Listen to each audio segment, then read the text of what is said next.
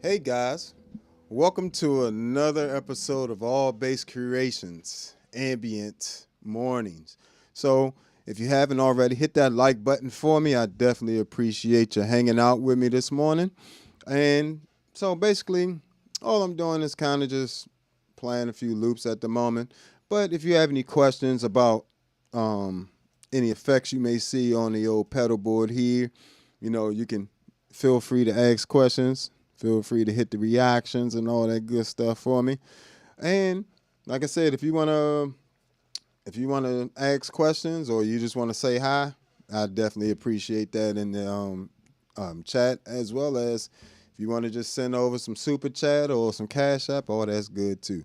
And don't forget, a lot of these presets and stuff that you're hearing are available on the Patreon. If you want to support the channel more, you can do that on the Patreon. So stay tuned. Let's go.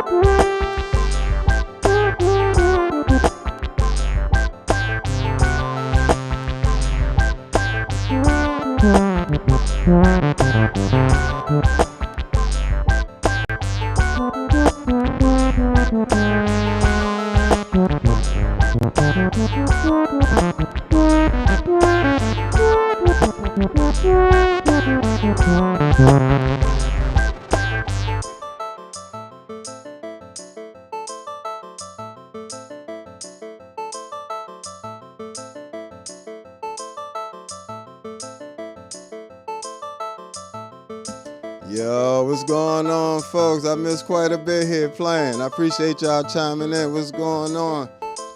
See what y'all got here. I appreciate all the love, folks. No, I'm not familiar with that person, but I'll definitely check them out when I get a chance. Appreciate y'all. John and Nair. I'm not good at names. I hate trying to pronounce people's names because I don't want to pronounce your name wrong. But I definitely appreciate y'all. See all y'all showing the love. Oh, thanks, man. I appreciate that. That's That was my first album, that All Bass Creations album. This, what I'm doing now is a little different. So, you know, this is what you're just listening to. Actually, I think the majority of that, especially that ARP sound, all that was, let's switch over to the pedal board view so you guys get a view of that. Definitely appreciate you chiming in. Hit that like button, subscribe, all that good stuff. And don't forget to check out the Patreon. And we got, you know, Super Chat and Cash App and all that good stuff. But so the synth sounds, the solo, the ARP sounds you're listening to are in, all that's in the Enzo X pack, right? So what you was listening to, let me find the sound here.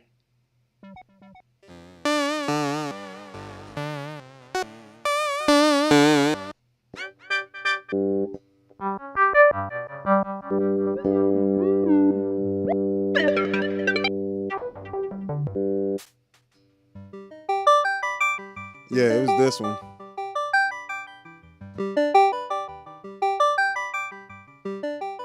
On the Enzo X, right? The Enzo X is a very slept on synth pedal. People keep asking me if it's good for bass. Of course it's good for bass. You just need to set it up properly. Now, when you get it out the pack, those sounds are not going to necessarily work as well. And, you know what I'm saying? You have to literally do a lot of tweaking in there. Things like, let's see, the noise gate is a huge factor. I think they actually, when they did the update, they managed to turn off the noise gate when you turn off the pedal itself, so it's fully bypassed. But that and the note persist, it's a parameter in there called note persist. I typically keep that like under 1 second, you know what I'm saying? And that pretty much is like determining the length of how fast you want it to track your notes, you know. So I usually keep mine like 0.3 seconds, somewhere around there, 0.4. And longer stuff, I do like 0.8 second or something like that. But then from there, your ASDR is going to be important. So try not to kick this camera too many times. But you can just get so many sounds by just getting a Enzo X. You get...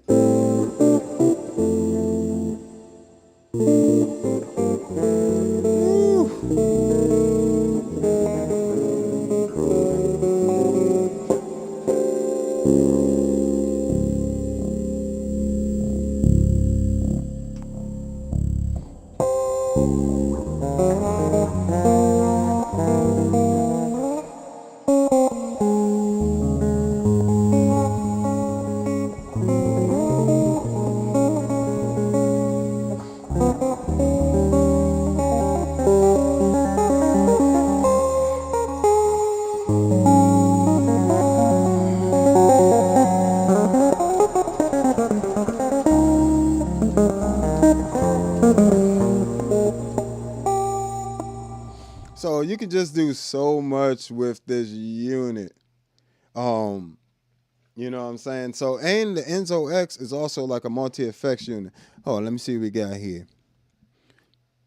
So I'm not necessarily doing covers right now, but, you know, maybe I'll try to get that together for you. Maybe I'll figure out a tapping version of the Mario Brothers theme at some point.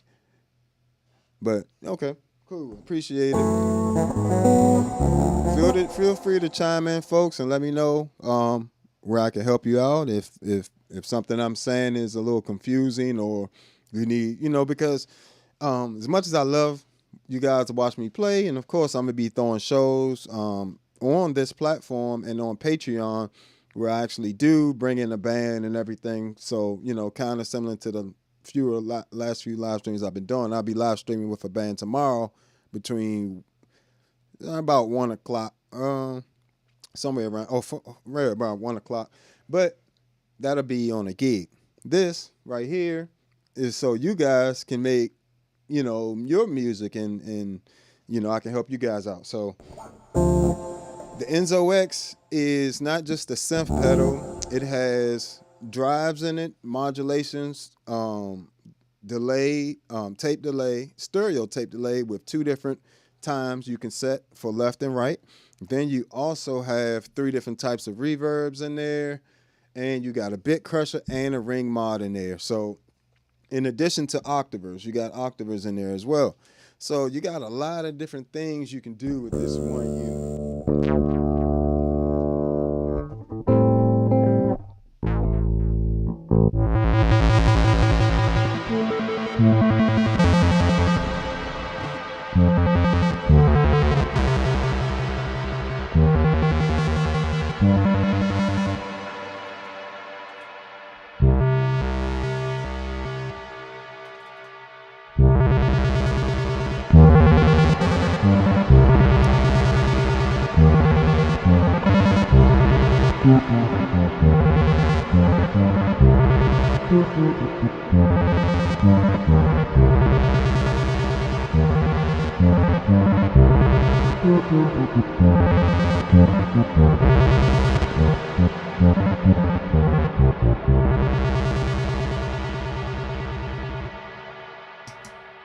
So, yeah, you can just get some ridiculous sounds out of this thing. Oh my goodness.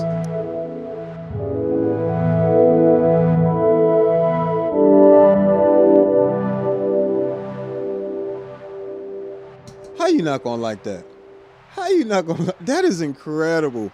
Meris did a great job with this pedal, and I do appreciate Meris as well. They actually been, one of the few companies kind of showing me a little love. I paid full price for my Enzo X, so I can give you guys a actual review and not give you, the paid review, type thing. But this thing is absolutely worth the money. This is single notes.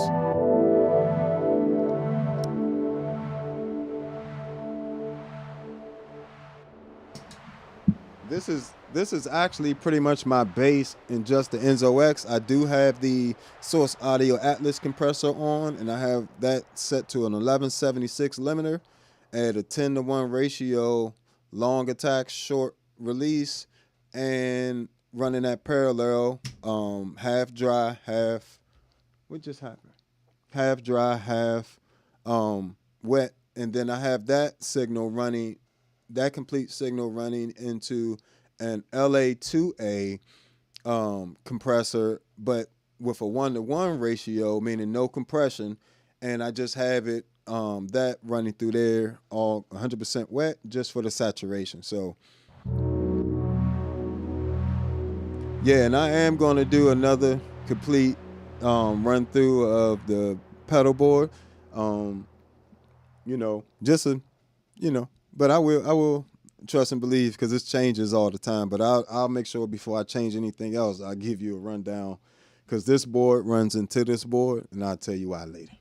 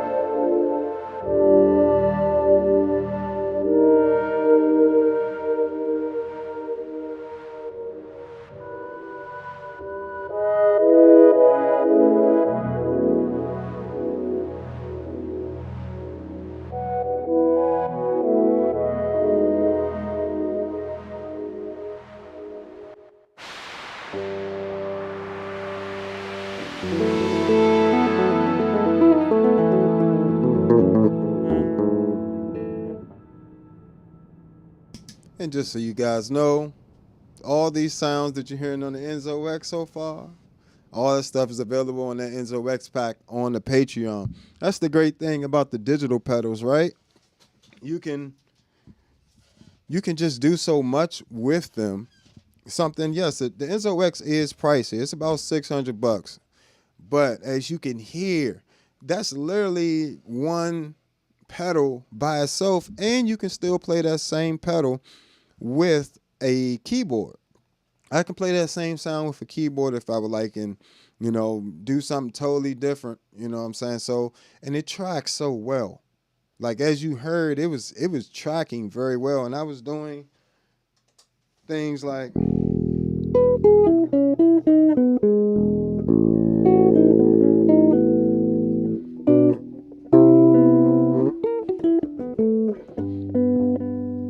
I was doing stuff like that, and just letting the effect, because of the type of effect, I didn't even have to connect it like that. I just, and it would literally hold that chord. See?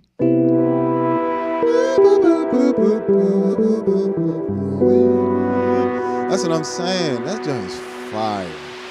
That is fire right there.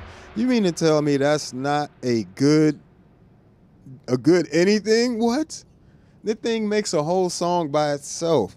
It's literally can be the difference between your track getting that next feel and not.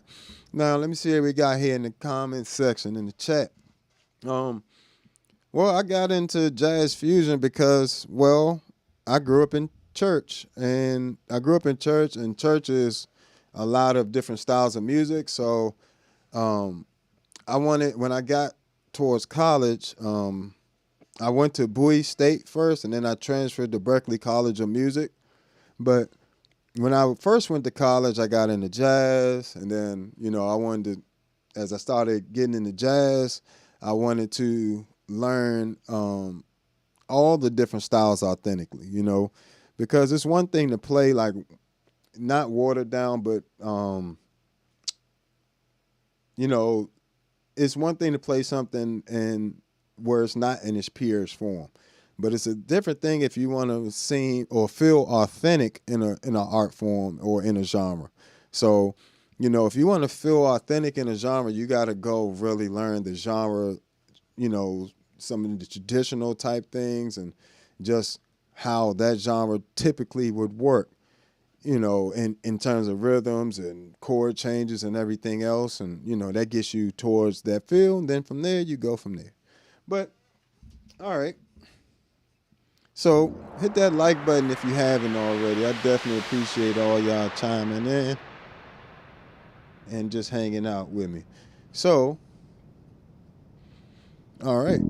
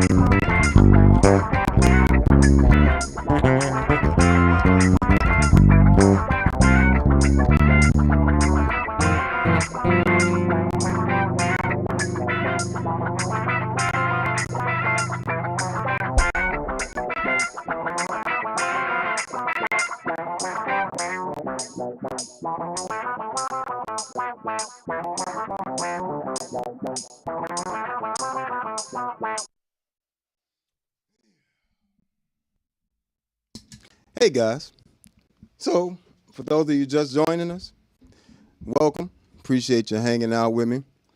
You know, so you can use, a lot of times I'm finding myself um, trying to more so. Well, let's put it like this: there's no need to always sound exactly the same or to always sound exactly like a bass guitar. Like there's a lot of situations when, especially when you go for your solos.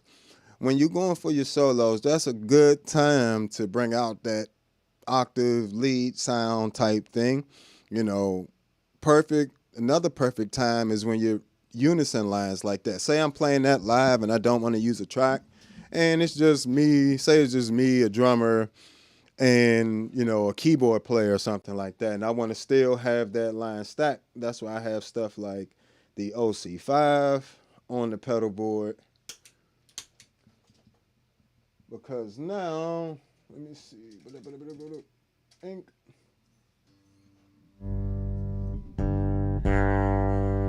See, now I can set this to taste.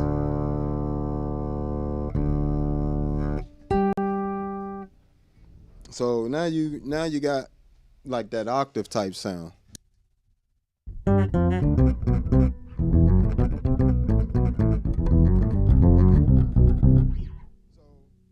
I probably play that upper octave.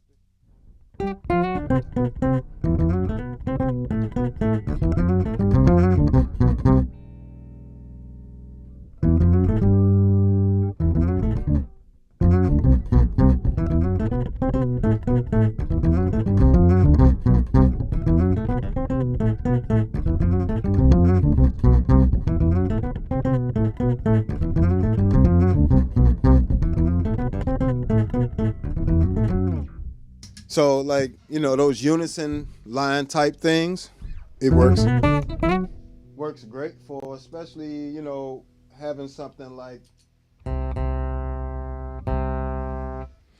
a ToneX one where you can have different preamps and stuff. You can run that through different preamps. See what we got here. Let's get a bit more volume. Oh, and set this up right here.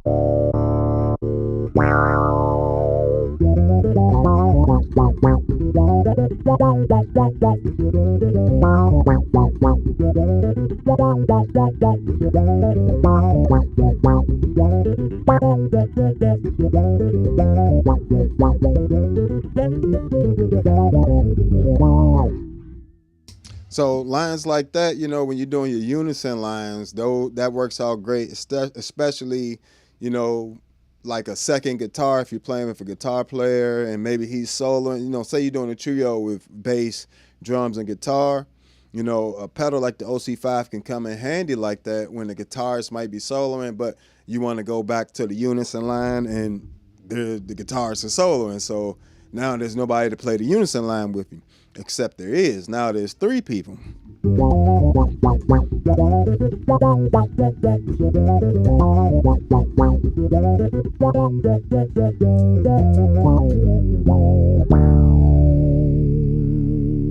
And all that is a OC5 running into a Zoom MS-60 CDR Plus. And I love the low pass filter on there. It also has an amazing bit crusher. The low pass filter is actually very Moogish. Sounds very much like a Moog filter. And also I have a swell vibrato on that particular patch, which gives it some, lets it speak to you.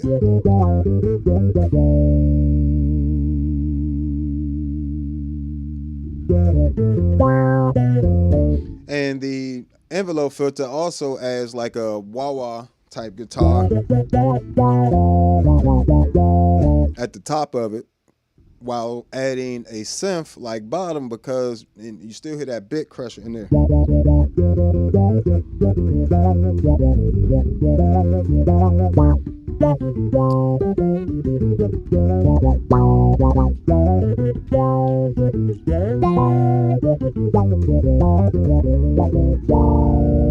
I even like using chords with this, like the unison lines. I keep it on poly. I could do like the original monophonic mode and add 2 octaves down.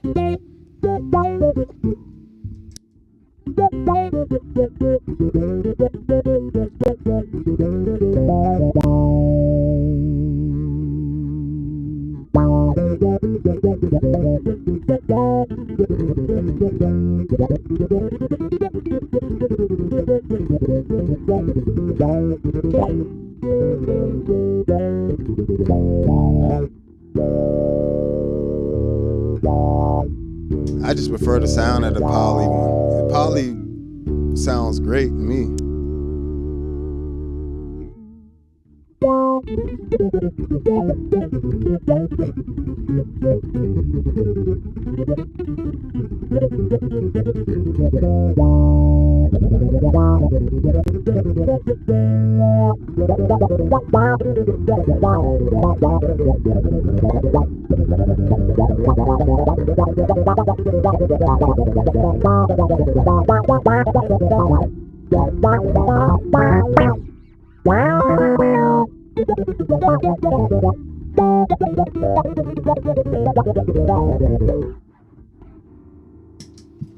And it tracks really, really good. It tracks really, really good. Like,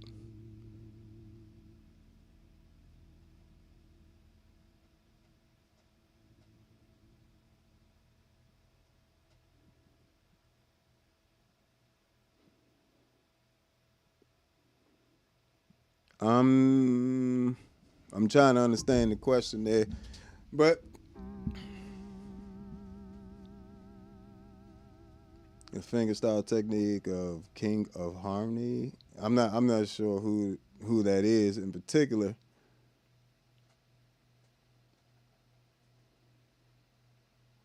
And I've never really heard that song. So, but I can check it out when I get a chance. But yeah.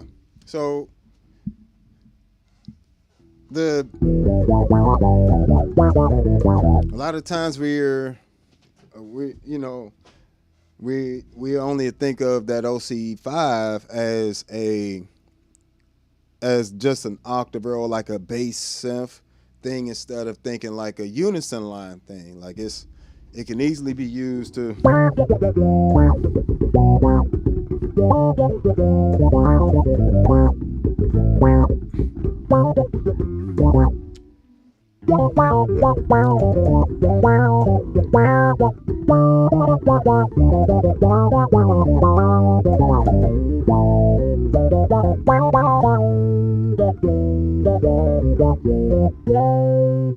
you can easily use it on a solo, or you can, as a unison line solo, like almost like you got three people playing the same solo. You can use it, to cover for the guitarist while he's doing his thing. The OC5 is a very useful pedal. Not to mention, it's the only octaver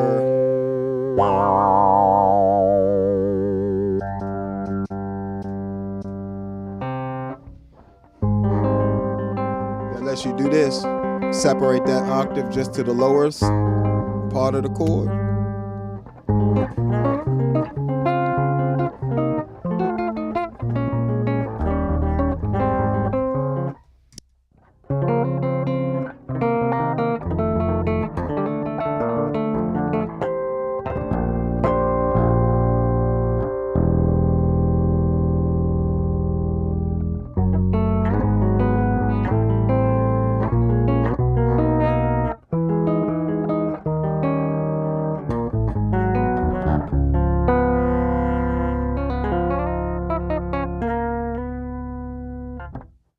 So you can do a lot with that OC5. I mean, it's you probably could find them used for about $100, and it's a good $100, to spend. There is no multi-effects unit that has that ability right there. Currently, to just have it not run parallel things and do all this. This one just covers that lowest note, and that works really well. And then you can set how far you want it to come up, frequency wise, how far you want it to go into. And if you turn it all the way counterclockwise, it's on everything. You get that pog type sound, similar to what you can get with a Hog 2. I'll just do a quick comparison. You can hear that. Hog 2 is on 2. Hog 2 should be on 1.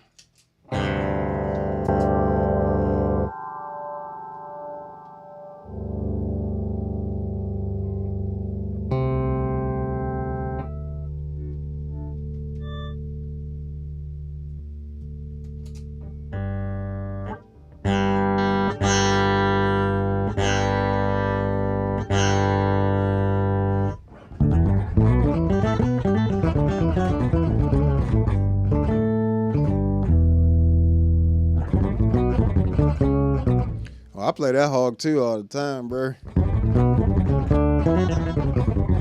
I'll go through some settings just for you, bro. Or, man, I'm not sure it's just Jay. But, you know, either way, Jay, got you.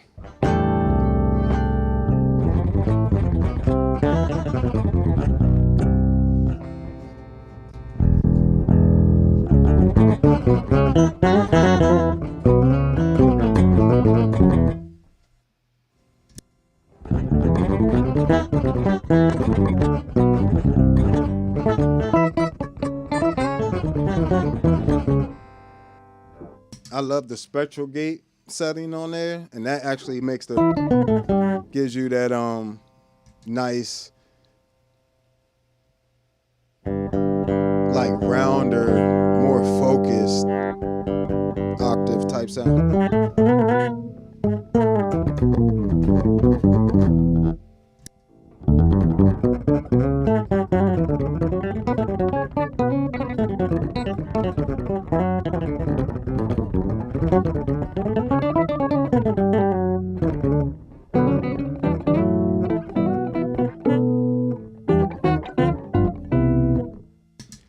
So, and you know, you can also, this filter is amazing. Let's see what settings I got on here.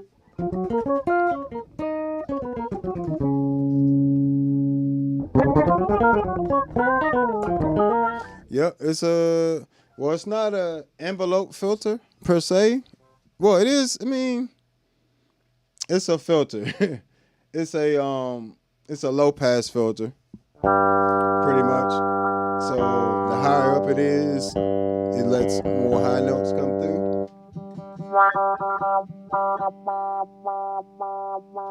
And it also has an actual wah in here as well. But there's no, you have to use the expression pedal.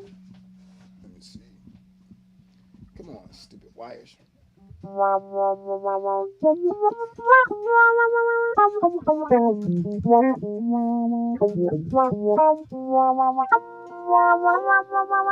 Which is pretty cool. You got a nice wah-wah, and then you got the filter,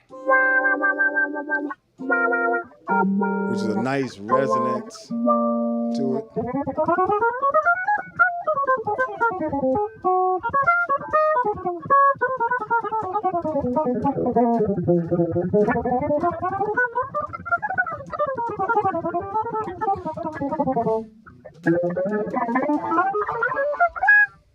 It tracks extremely well.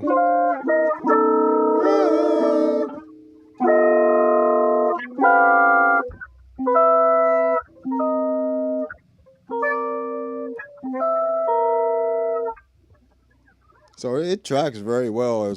I love the Hog 2. Only reason I can't keep it on my pedal board, it just takes up so much space. And for my normal bass, I don't want to lose. I don't want to get messed up. I'm not gonna lie to you. Most gigs for me is not worth losing my Hog 2. I love this thing, and they aren't as popular anymore, and I don't know when they're gonna stop selling them. So I don't want to lose it. So I just keep it home for the most part, like, and just ensure I will.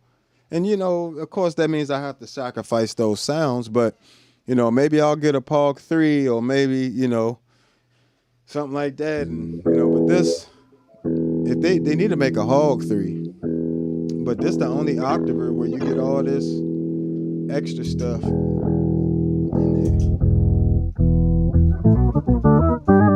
And it's the only octave pedal that's capable of all of this stuff. Like, and has all of the octaves, you know.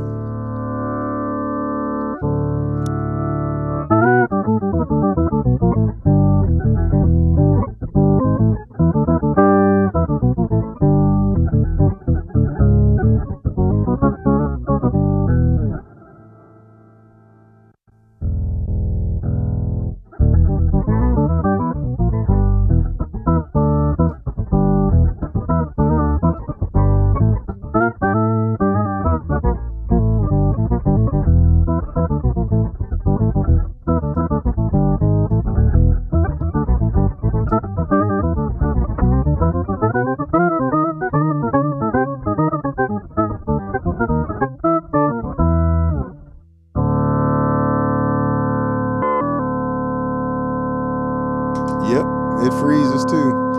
The best freeze actually.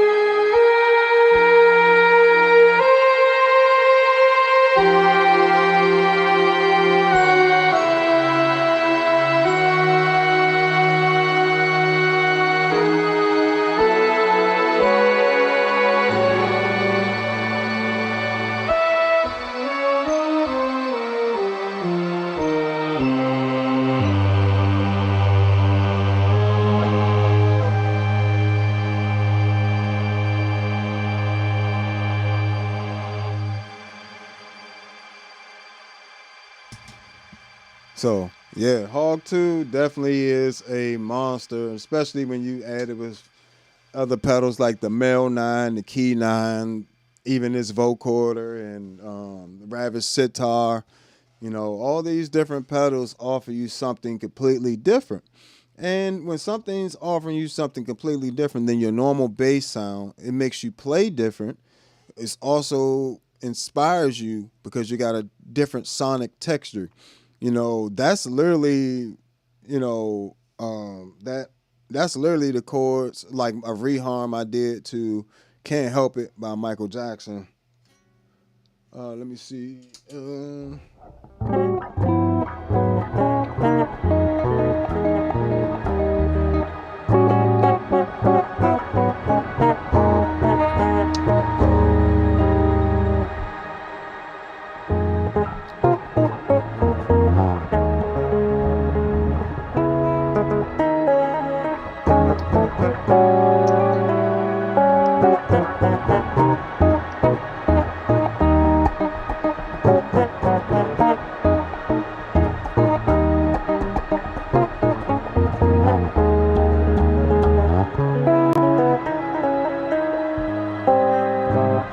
So, you know, just played in more of a orchestral feel to it. Make sure y'all hit that like button while you're here. Hit that like button. You know what I'm saying? That like button.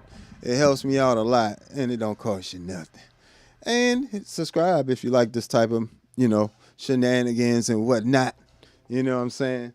Creating sounds, you know, or you just want to be inspired, learn something. I'll also be coming out with some bass courses.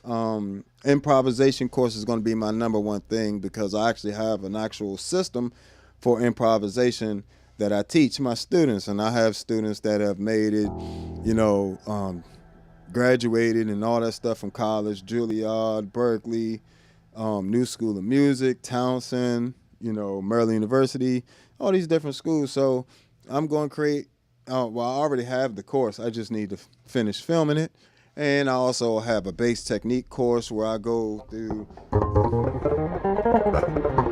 all your different techniques.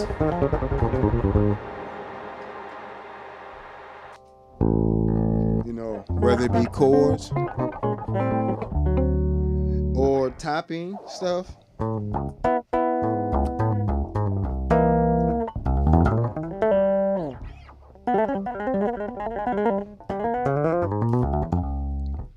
You know, whatever you may need, or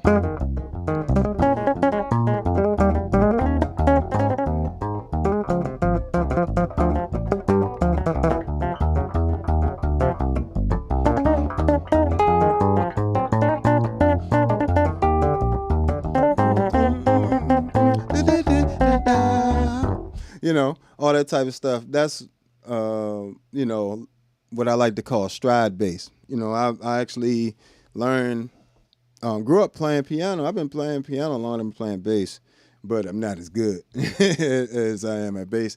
But, you know, my first full ride to college was for piano and trombone, and I actually transferred to Berkeley College of Music for bass. So, and mind you, I had learned 11 instruments before I graduated high school. So, because of that, it allows me to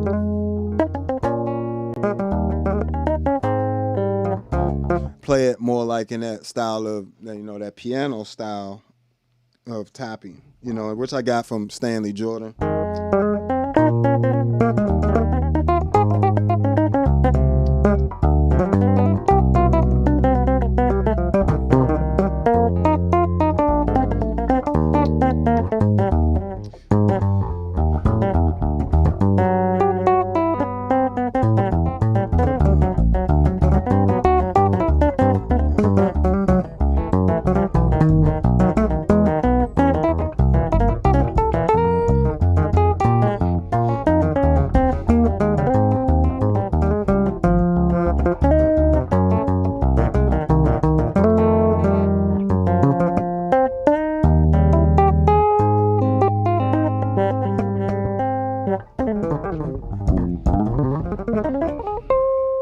So, you know, all the different forms of playing bass, you know, of course, things like your harmonics,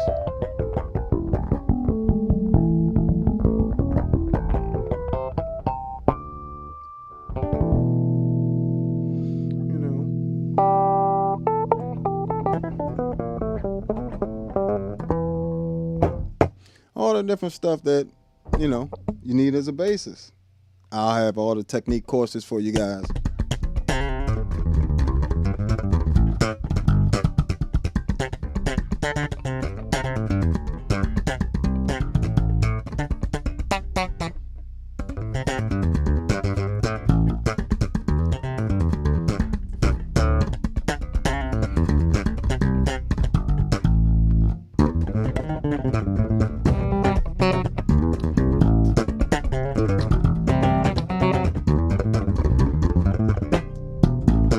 Then, you just start adding techniques together.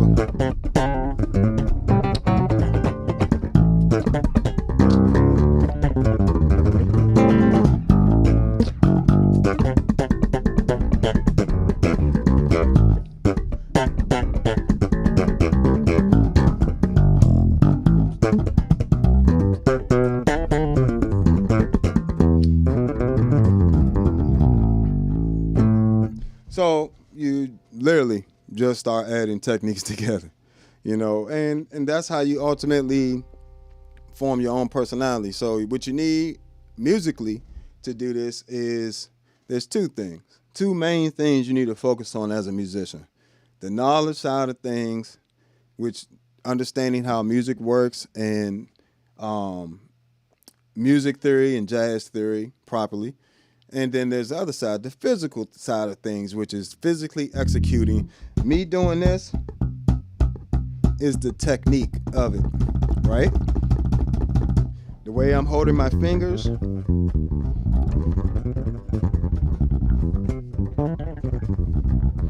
Even how I'm doing my finger style, I follow all the way through to the next string when I'm plucking. So each one of my plucks goes all the way to the next string.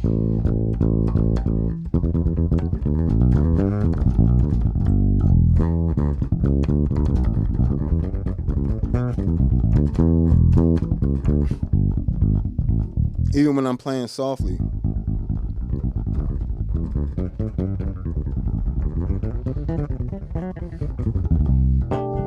So it's technique is doing something the same way every single time. Again, a technique is doing the same thing the same way every single time. So for instance, if I want to get a harmonic, that's the way I do that technique every single time, even when I'm doing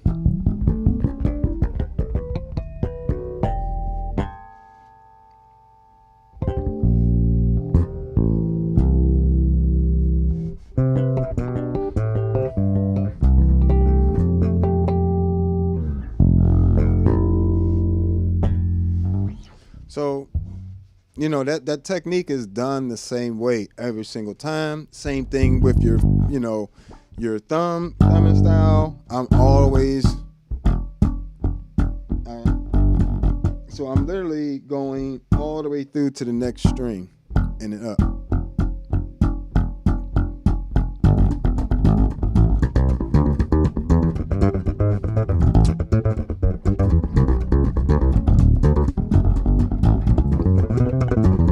I started adding the other finger. I'm still, same thing with my thumb, but now I'm just following through and adding a finger. 2 fingers.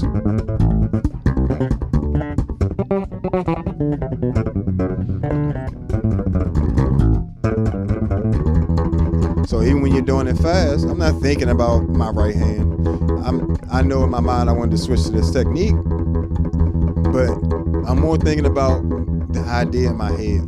So I can stay here and do this all day. I don't even have to think about this. You don't even have to think about, that's the thing about technique. You don't have to think about it to execute it once you learn it. But you got to learn it first. And you learn it like this.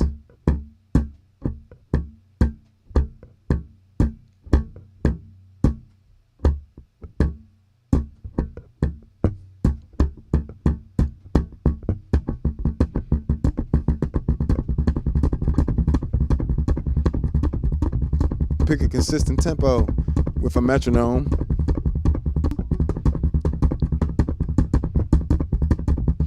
That's something you can just do. That's not something you need to, you can be watching TV, you can be, doing anything. You can be watching my stream, you can be doing it right now. Pick up your bass if you're at home and just start working on the technique. Like I said, finger style, I use a floating thumb technique. So my right hand, this is not actually a pickup right here. This is actually just a ramp. And I don't use the ramp to keep me from digging in. I use it because I don't have a pickup right here. And this is what I'm used to. They actually built it without it, and I had to have them add that. But, I use for my low B, I'm right here. As soon as I get to my E string, I'm on my B string. My thumb is on my B string. Doesn't use that. See now, you don't have none of that.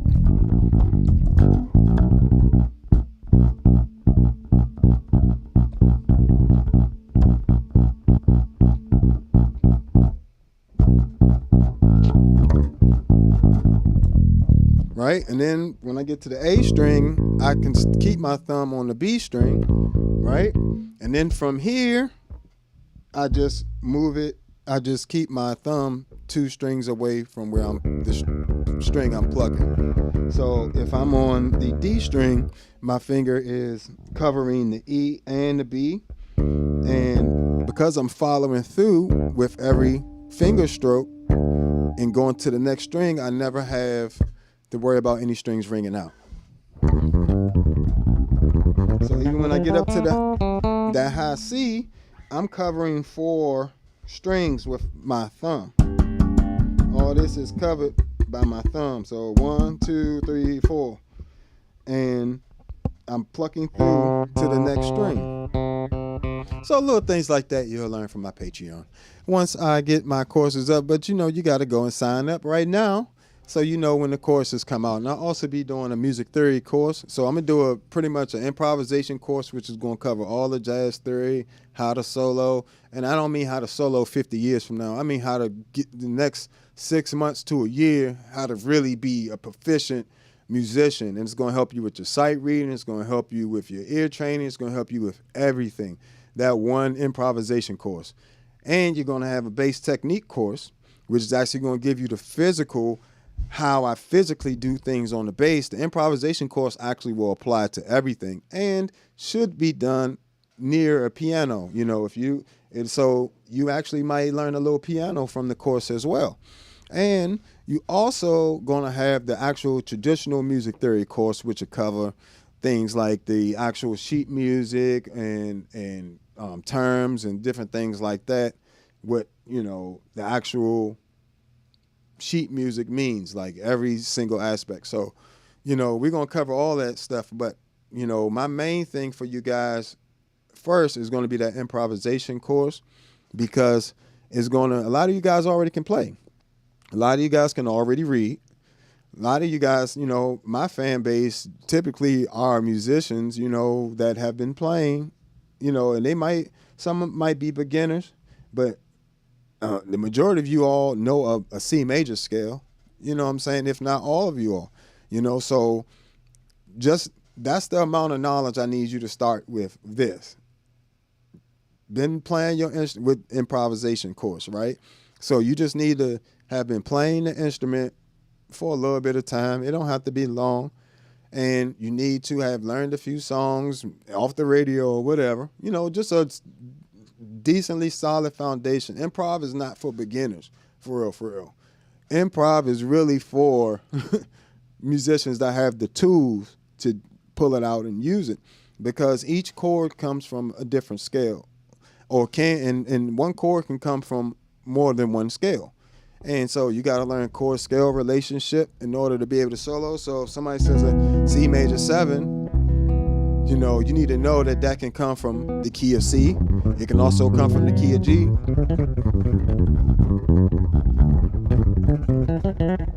And I don't really teach 2-5-1s and stuff like that. I mean, 2-5-1s is useful to know within the key, but you want to look at each chord as an individual chord. not as part of a grander scheme of things, in that way you can attack each chord in its own way.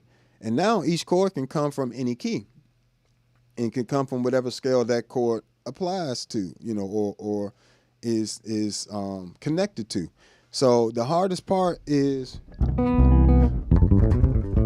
knowing I can use this scale over that same thing, or I can use that scale over that, or I can use, matter of fact, freeze it.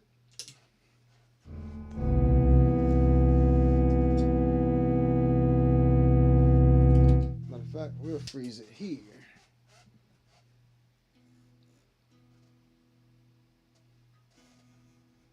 Oh.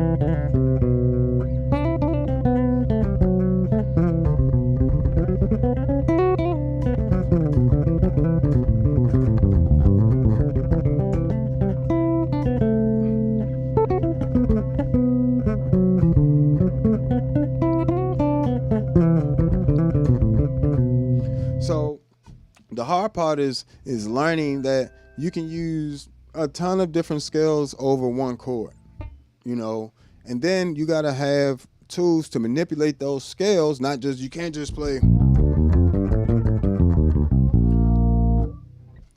that's not going to cut it.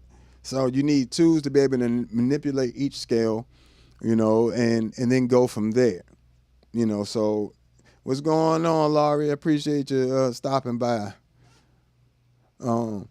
As usual, long time subscriber there. She been following me for years, and I definitely appreciate the love. I always appreciate when you guys follow me and the support you give me. But you definitely want to,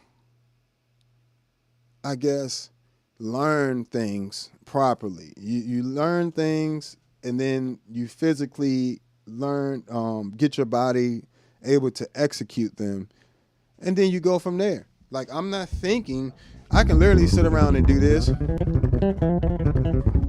because I can literally not think about it. Like, I'm thinking about it. Like, I know what scale I'm running a C major scale.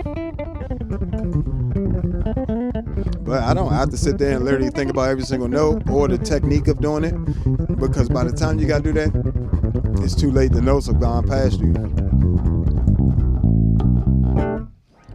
And I didn't even have to look at my bass to do that per se, and that's not me just playing a bunch of random stuff. As you heard, it was very organized. If I slow it down and do it,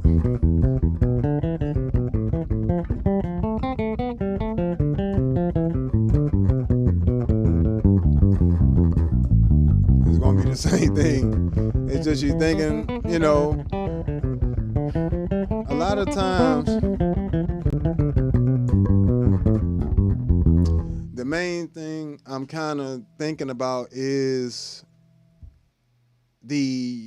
at the time, the motif I want to go with, and then how I want to turn that into a phrase.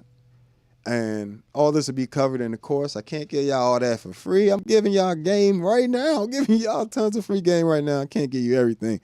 But I'm trying to explain it where it actually helps you, without hurting me. But, I would say you got to have the tools is the best thing. And the course will give you the tools. So the best advice I can always give you for free is to practice slowly, practice often. If you're going to school, if you're in high school or something like that, you hit that joint before school, get an hour before school.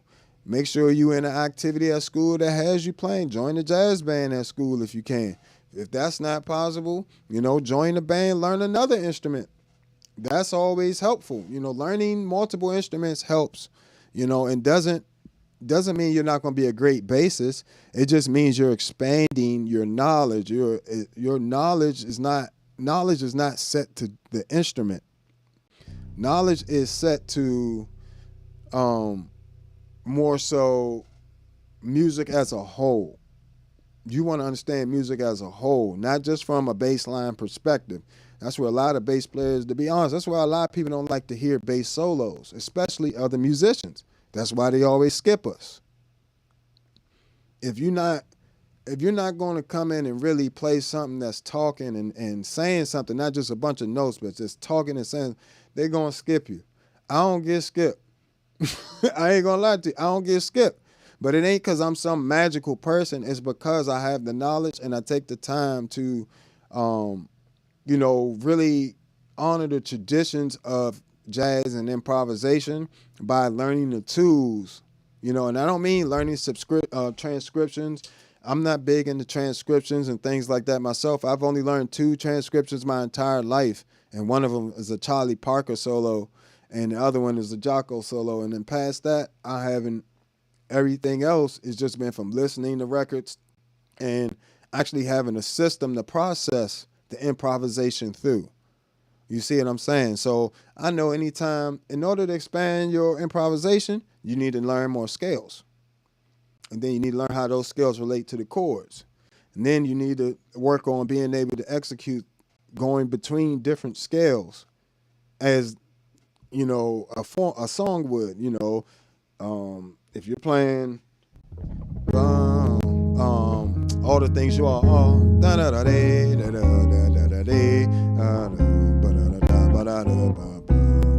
so this first part, you can play all that with an A flat major scale, but something that'll get you started off, because when it turns around, it'll come in off of the C7, which is the 5 of the F minor. So you can use things like the harmonic minor scale.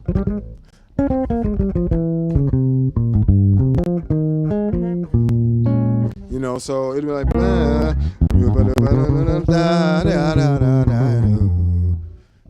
you had that F minor. Now you can go into so that way you actually almost avoided using that cliche major scale, using the Aeolian mode of the major scale, 6 mode.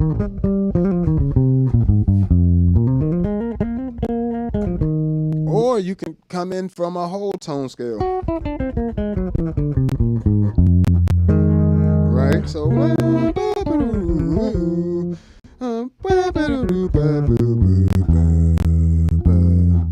you got a lot of options there. Augmented scale.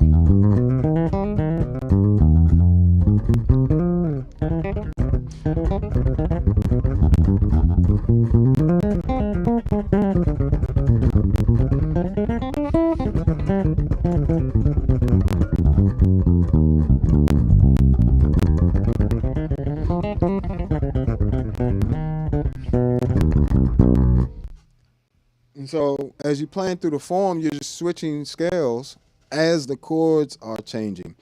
So and you keep in mind that you gotta really keep in mind the chord structure more than anything, but always understand that it's moving forwards, like in the music. Even if somebody was to write a song forwards and then flip it and then write it completely backwards, the next form, something like that, you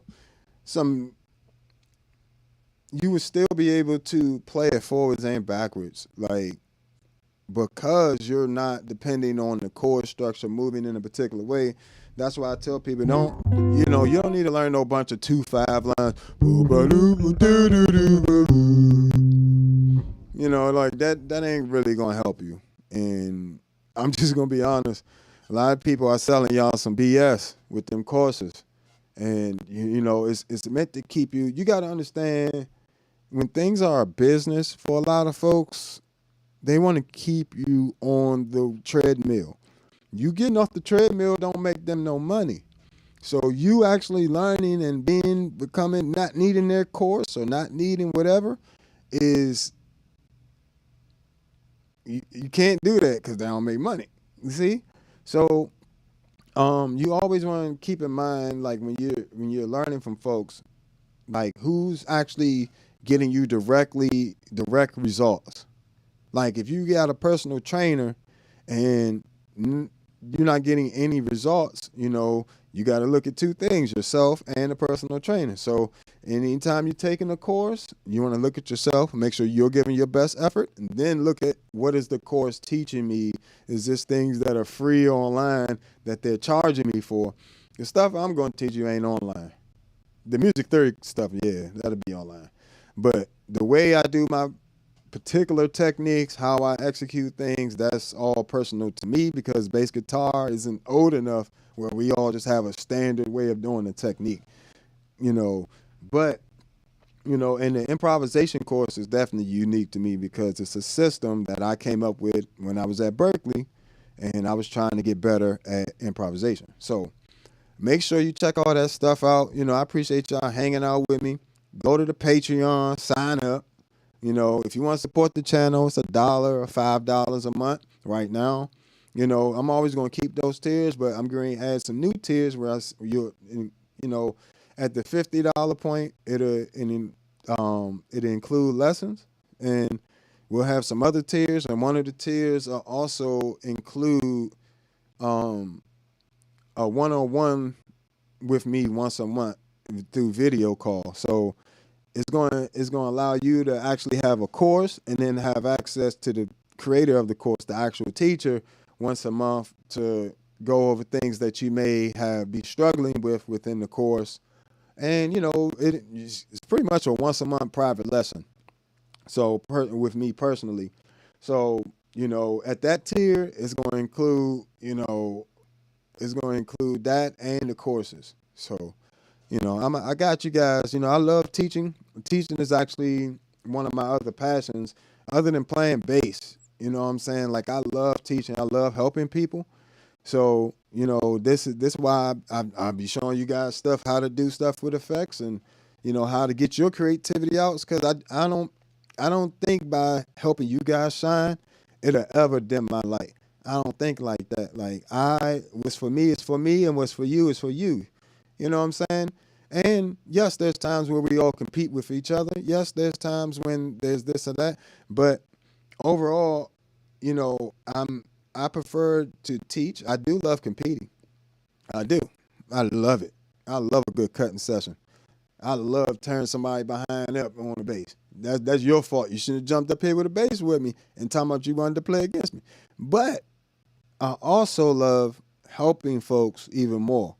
I love when a student makes progress, and I love when a student feels confident enough to say, you know what, I want to be better than you one day. And I tell them this: let's go. You're supposed to be. If I'm teaching you and I'm helping you, you should be able to get further than I got. You stand on my shoulders because I'm standing on a bunch of people's shoulders. It's a bunch of people that helped me, and I learned a lot from them. So I feel it's only right that you help somebody else. If you're not willing to help nobody else, to be honest, fuck off. Like, I'm just going to, I don't normally curse on my channel, but just being real, if you're not willing to help somebody, fuck off. Like, in some way, shape, or form, and, I can't give it away for free because I got to make a living, but I ain't got to price it out of you guys' price range. I think $50 to $150 for the course a month, monthly, and $100 for just to include the one-on-one lesson, and the one-on-one lesson will be a half an hour. So, that's once a month, but the course you have is unlimited access to, for $50 a month. Like I said, once I finish doing that, that's a steal. That's a steal. Berkeley is like $50,000 a year. You know what I'm saying? So for a couple $100 a year, you can have a great education and never have gone to Berkeley.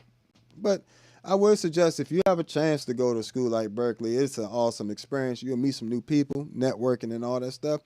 Appreciate all y'all subscribing, man, and hit that like button if you haven't. But I appreciate you guys hitting that subscribe button for me.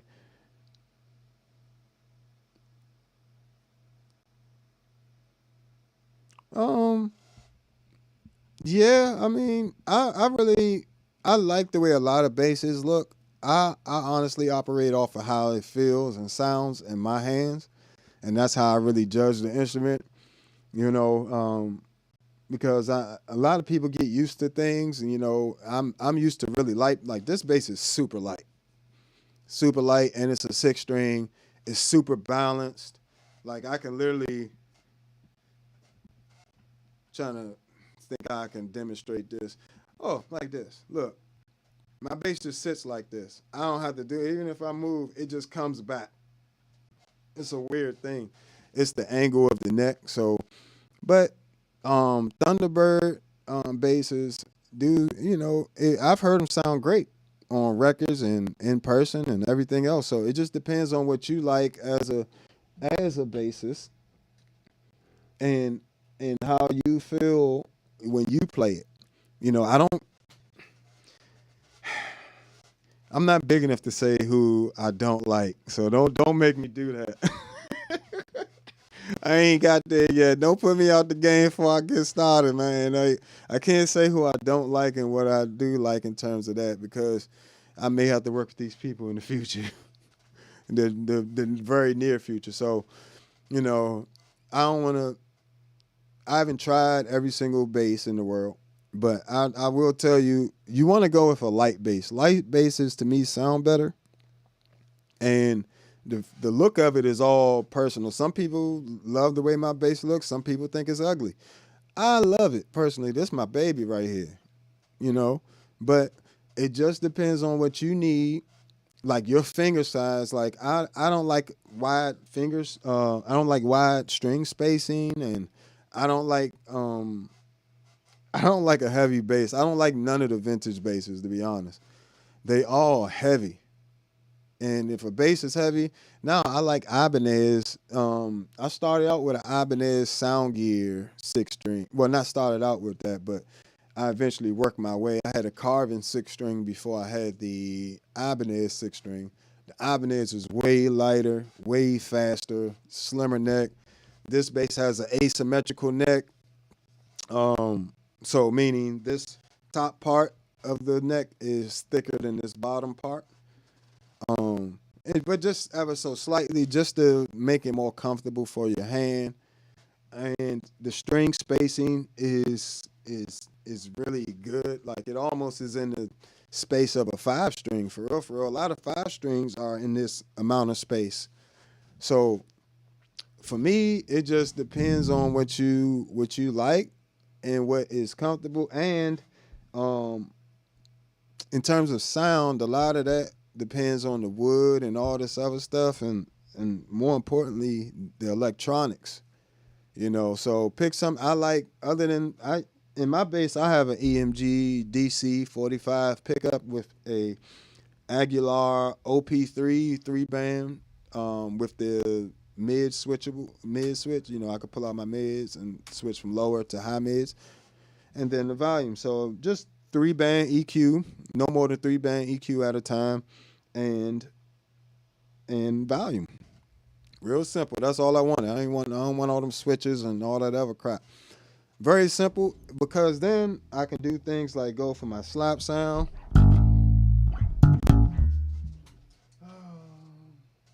Yeah, let's go. Let's go with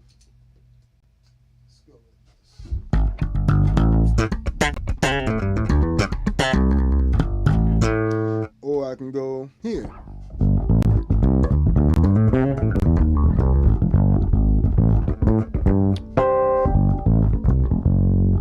And back really fast. Because all I have to do is push in my mid switch and turn it, and either for slap, I usually, when I have fresh strings, I don't have to boost the highs at all. My lows stay the same, just slightly above the flat part. I'm just barely boosting anything. If I'm boosting the highs, it's just a little bit, and I just let the mid knob is the most important one for me, because it's the difference between this and this, or this.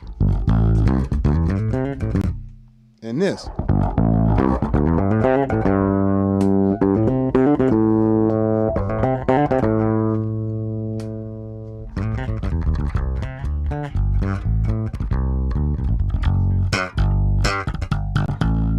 Super scoop. And all that's with the same preamp. That, and mind you, got a new ToneX 1 preamp packs coming out. The color box plus other preamps, color box plus the Gensler Magellan, color box plus the Aguilar AG, color box plus the Gen Spin Sword Shuttle 9, and the color box plus the Ampeg SGT. So you'll be getting two. Nah, you'll be getting two preamps in one ToneX preset, you know, and that's what you're listening to now. Good old color box running into the Gens Benz 2 preamp.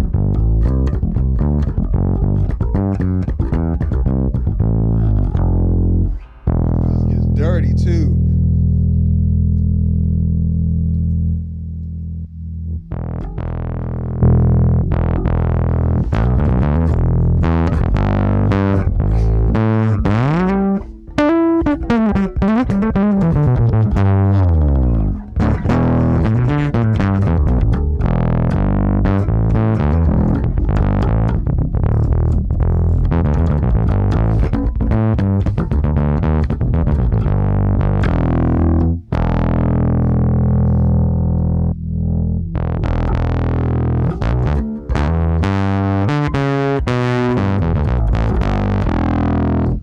Just get all dirty up in you. And then when you push it like that gain, it also, so it pushes the color box gain and it pushes the gain of the tube amp at the same time to get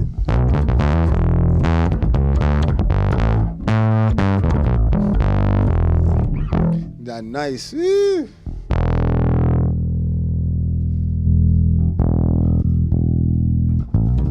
Color box plus the get you a ToneX 1 if you ain't got one. Get you a ToneX 1 if you ain't got one. It also comes with 4 pieces of software, you know, the actual modeling software where you can, you know, duplicate your preamp, your personal preamp settings.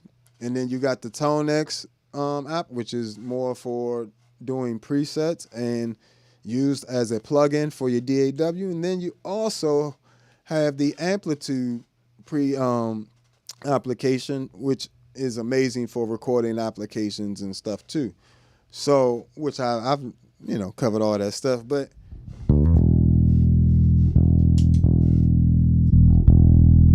this the color box and the AG preamp, real nice and clean.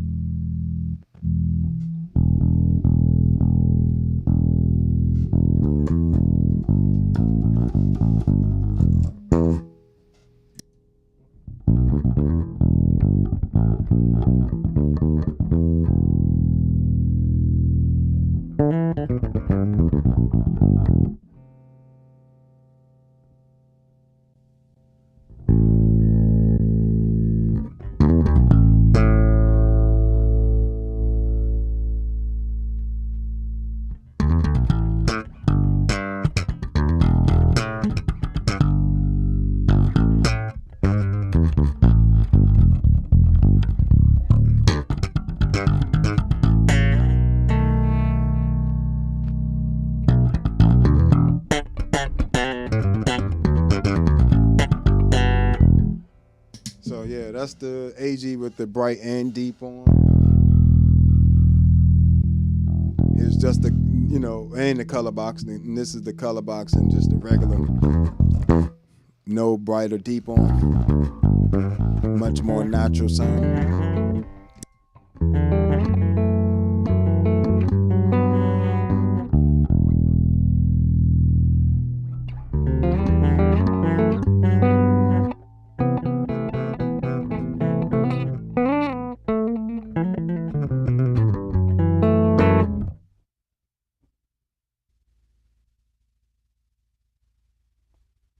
This is the color box and the Ampeg SGT with just the preamp.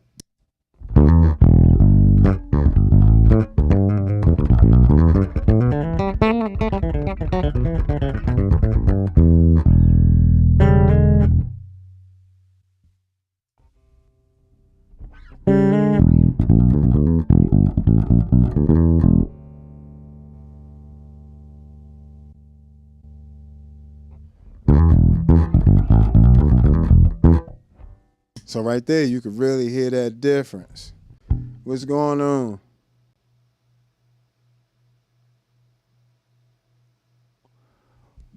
Well, Juan, you're going to have to go back in the live stream for that answer. If you go back into the live stream and watch the rest, you know, what we did for the last, I think that had to be around, I started around a half an hour to 45 minutes into the live. I actually went over that exact question. When's a good time to use an Octave and some different times to use it? I went over the exact question, and I even went over the Hog 2 and the OC5. So you could definitely check that out if you just rewind the live stream a little bit. It'd be right there for you. But let me see what else we got here.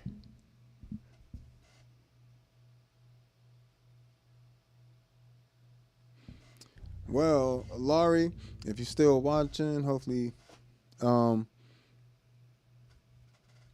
terms of a fretless bass, I mean, whatever's most comfortable for you, you got to go try it. I would not recommend just getting a bass because somebody said, because I told you to. Even me, I would always say everybody's different. And you have to put your hands and your ears on that bass because it don't just need to feel good. It need to sound good and resonate with you. As soon as I played this bass, I knew this was my bass. And mind you, I had this custom built for me, you know, and I was really worried the whole time because I never had played the bass.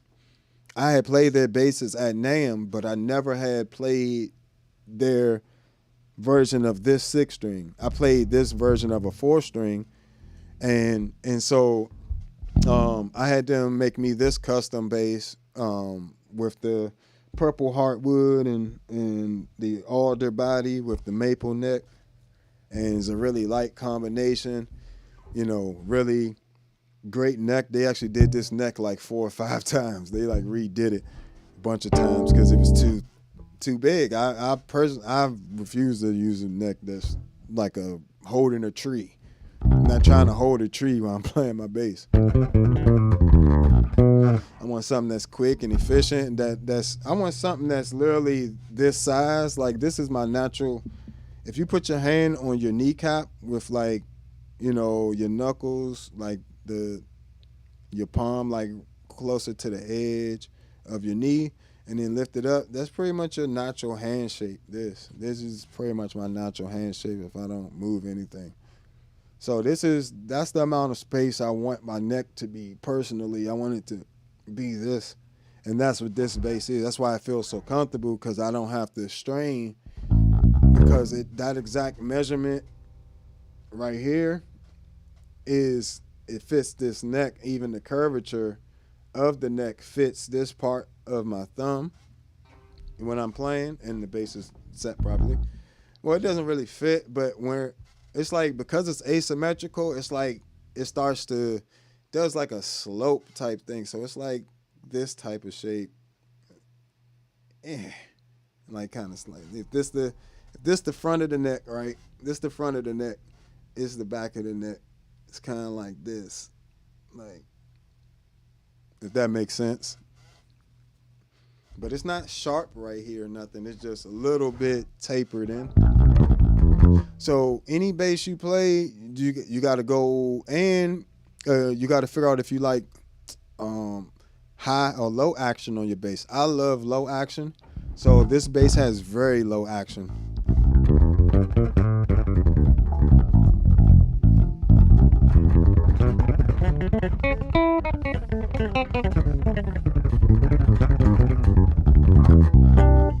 So I try to do things like that allow me to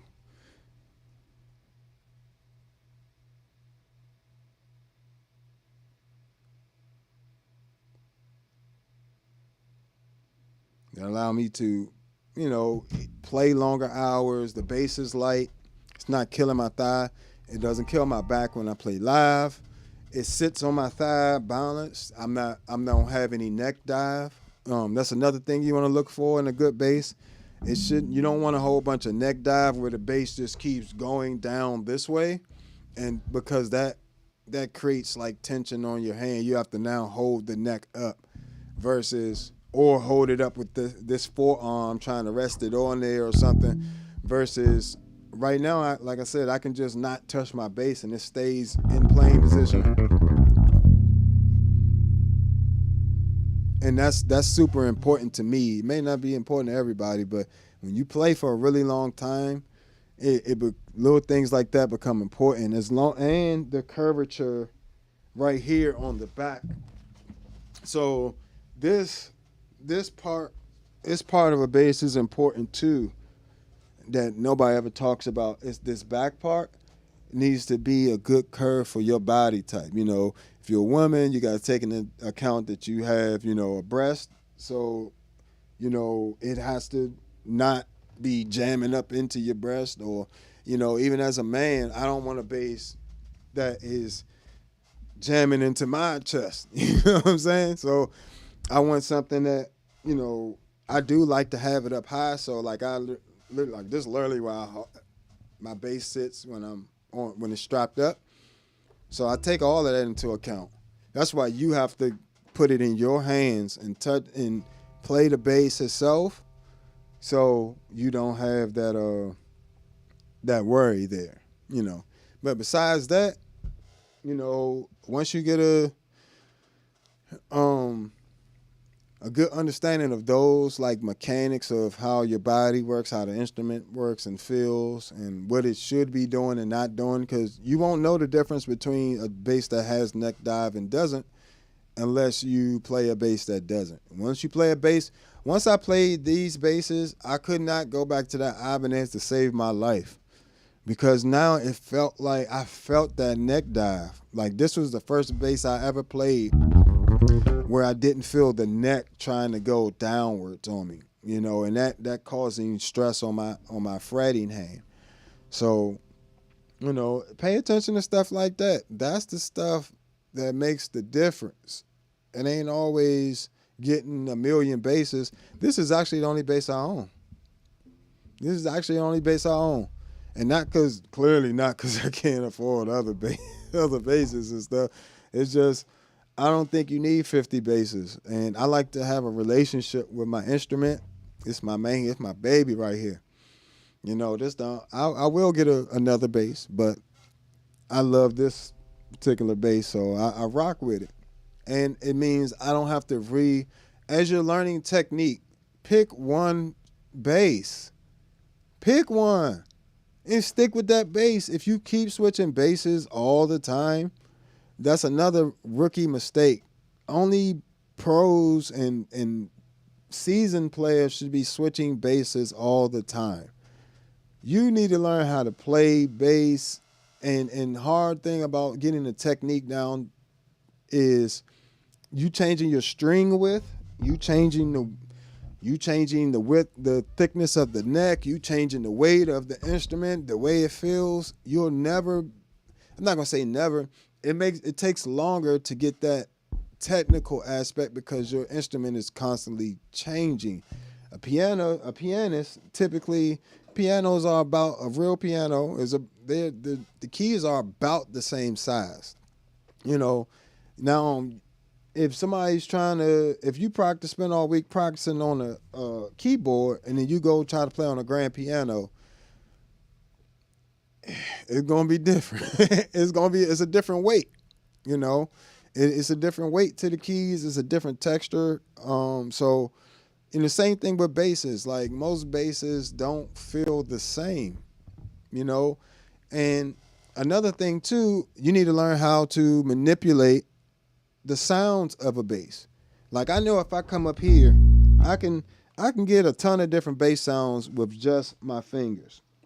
So even if I come here, right, watch this. I'm about to take you from like a bunch of different bass sounds.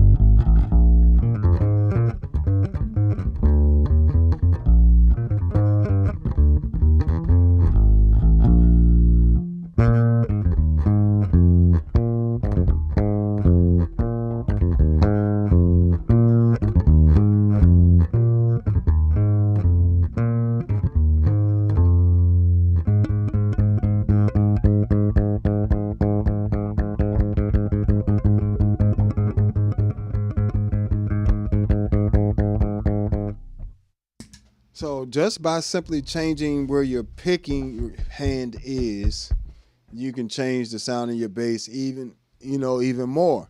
So it's not always, I don't know why people feel the need to switch to 50,000 basses. Like just pick a few that you like, and more than likely when you really starting, you just need one. Like my entire bass playing career, I've never had more than one in bass at a time. Never. Even now. And I do it for a living, so I don't understand it sometimes. It's not saying you shouldn't have a bunch of basses, because I probably should have more basses, and I will. But, you know, when the time is right, I will. I particularly like playing one bass. I don't get new challenges like this bass doesn't feel right for this song. Like, you need to make it feel right for the song. It's not the bass, it's you. Because the same, like I just said, if I wanted to play a walking bass line, I'm not playing it out here. I'm playing it.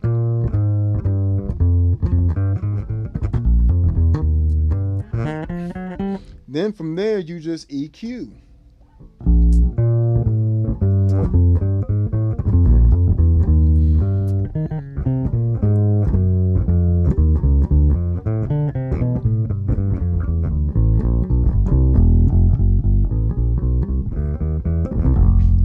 Darker, just pick a darker, just EQ it.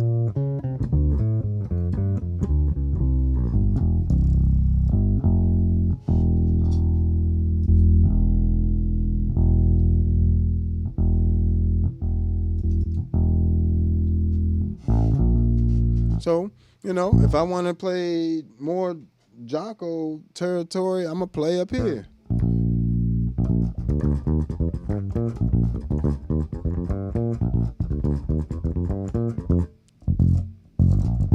Right?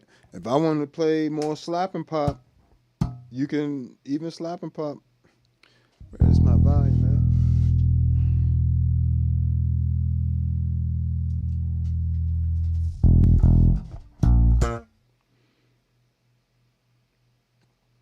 You can choose to slap right here,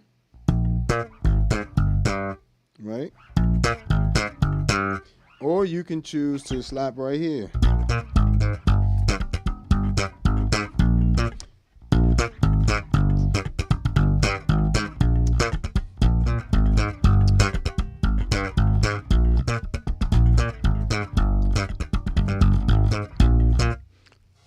two different bass sounds, same bass, same EQ, just changing my finger position. Like, it makes a world of a difference. Like, so I don't always recommend just getting a new bass. Sometimes it's trying some new techniques, repositioning your hands for different songs and EQing your bass slightly different to help you accomplish that sound that you're looking for. And then from there, you just rock and roll, babe. You know what I'm saying? And that's without all the fancy gear and all this pedals and all this stuff. That's just how to be learning the instrument itself. And which, like I said, it's hard to do switching instruments all the time. Like most, I watch a lot of violin players and stuff like that, and they don't be switching instruments like that.